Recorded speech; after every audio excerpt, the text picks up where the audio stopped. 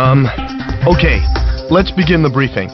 Operator Eugene Solano, I'll be keeping you up to date. We've got news that an invading Leasath squadron has just taken off from the Puna Plains, en route for an attack on our position, Aubrey Base. From their perspective, this attack is the final nail in our collective coffin. After all, this is the only base that hasn't fallen under their control. I guess we can consider ourselves lucky. It looks like the enemy has gotten a little overconfident and sent only a small attack force. Gryphus Squadron, prepare for launch immediately. Fly around the mountains and avoid enemy radar. Oh, I forgot. The enemy squadron consists mainly of bombers supported by several fighters. Please protect this base and destroy the enemy bombers. If everything goes well, we should be able to get the upper hand on the enemy in this area. Alright, please prepare for launch. Let's pay back the Leasath forces with at least one defeat. One final thing. During combat, my codename will be Crux. I will keep you up to date on the battle situation, so please pay attention to your radio.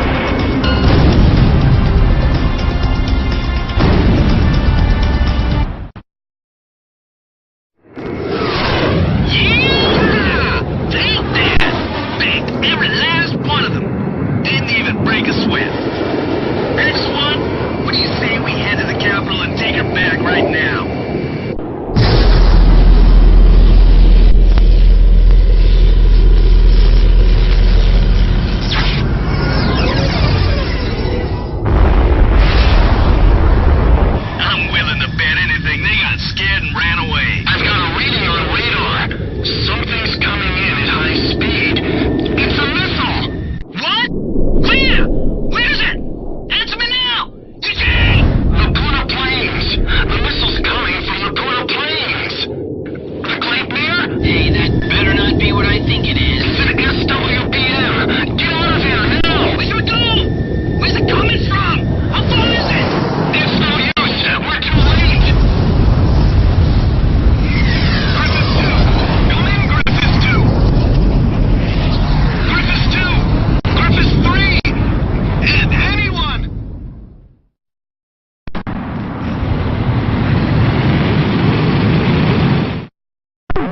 The mission was a success.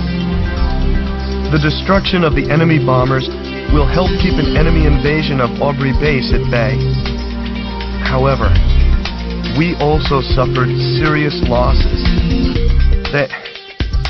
There's no way anyone could ever call this mission a success.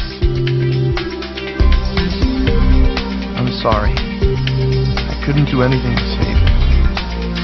So that's the super weapon Leasath used to take over all of Aurelia in only 10 days. Who could have imagined that they possessed such destructive power?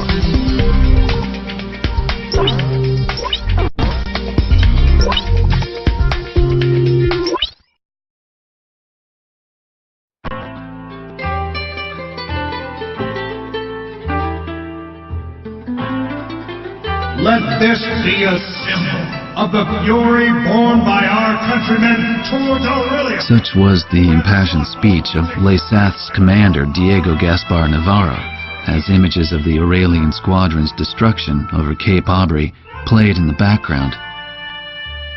A day later, his gravelly voice continued to echo through my hungover brain. October. 1 year after the cessation of the Democratic Republic of Leasath Civil War.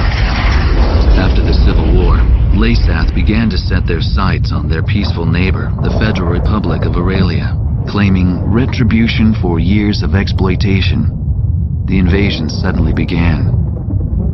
With the ever-present threat of the cloaked airborne fortress, Gryphus looming overhead, there was little time to react to the few concerns raised about the validity of the war. Such was the speed at which all of Aurelia fell under Leasath's control. Well, not everything has fallen into their hands, but it's only a matter of time. Looking out over the capital, Gaius Tower is both home to Leasath's Central Command and the very symbol of its power. It was originally intended to be a symbol of Aurelia's peace. How ironic. As I looked up at the sun traveling the same old path across the sky, the rays burned my tired eyes. Damn it. I just wish I could finish covering this completely one-sided war and head back home. I'll never get used to being in the southern hemisphere with its backwards seasons.